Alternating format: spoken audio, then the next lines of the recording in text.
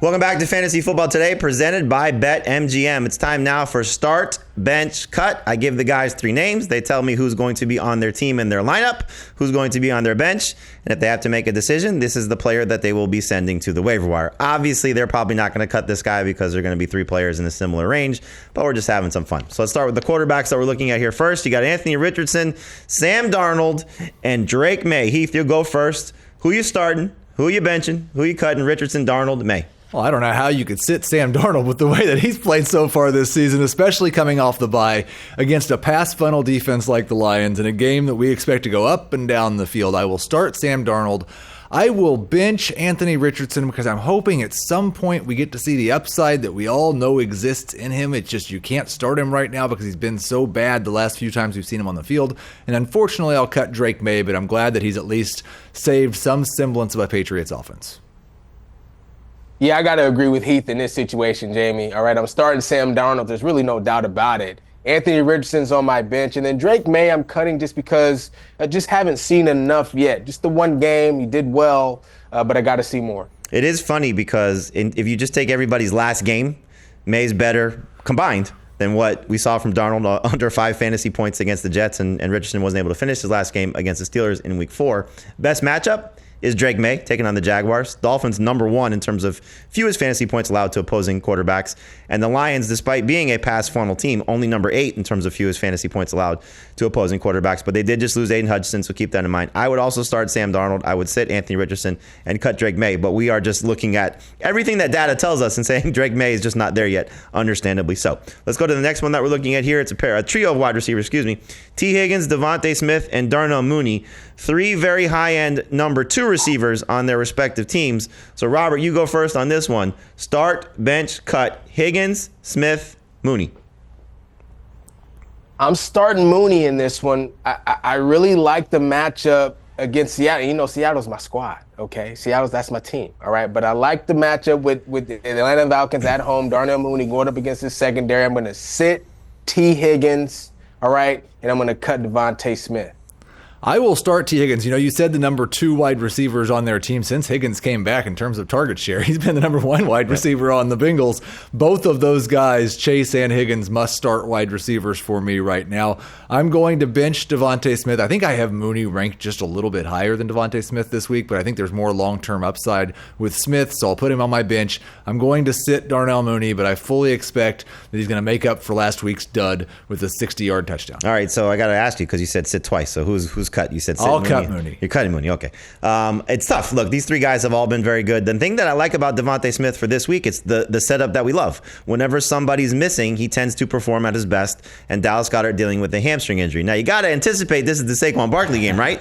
Because he's going to go up against his former team. But I'm still going to start T. Higgins. I'm actually going to sit Devontae Smith, and I'm going to cut Darnell Mooney as well, just because I think when everybody's at their best, those other 2 guys, Higgins and Smith, just a little bit better. Roberts White, their matchup is fantastic for Mooney this week. But again, I think the ceiling moving forward, better for Higgins and better for Smith.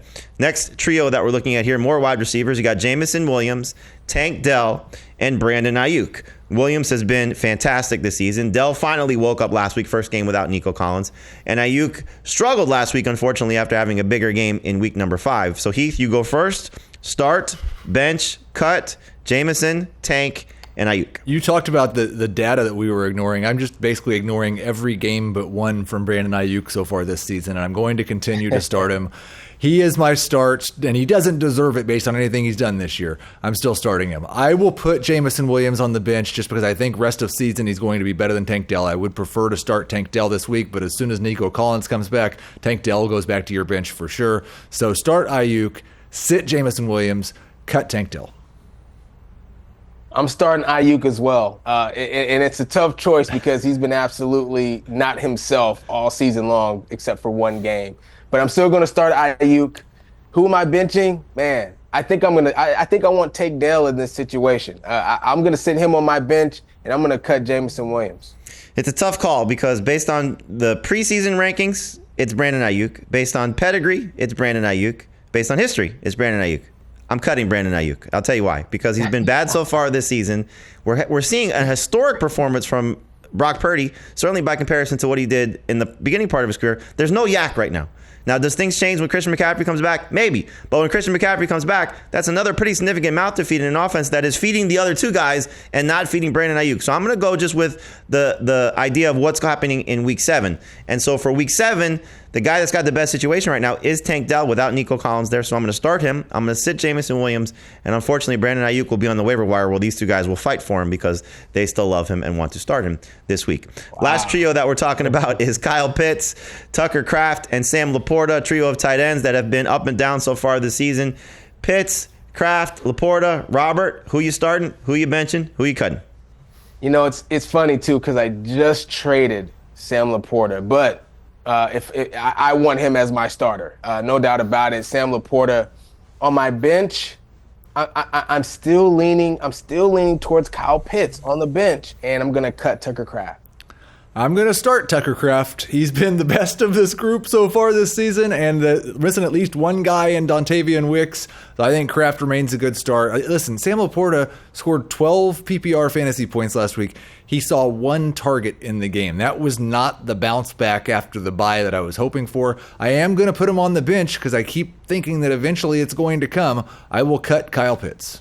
I'm going to cut Kyle Pitts as well. I think the best start for this week is Tucker Kraft, for what Heath said. Not only Dontavian Wicks missing, but Jaden Reed, we don't know exactly what's going on there. Left last week's game with an ankle injury. If both those guys are missing, Tucker Kraft's rocket ship emojis to the moon. So we'll see what happens there. But Jordan Love leaning on him. Didn't have the best game last week, but Luke Musgrave is not going to play for the next 3 games. So it should be a great situation for Kraft. I'm with you guys. I think there's still a lot to like about what's happening with Laporta rest of season. I think he's finally fully over that hamstring injury. You saw him have the breakaway touchdown last week against the Cowboys. I hope more targets are coming. This could be a game where they actually struggle to run the ball a little bit because Minnesota's run defense has been good. And this game should be back and forth, as Heath alluded to earlier. So we could see a situation where Laporta's targets do rise a little bit against the Vikings. So he's got to be on the bench. And then Kyle Pitts, just too volatile, up and down. I think he's the one that unfortunately gets cut.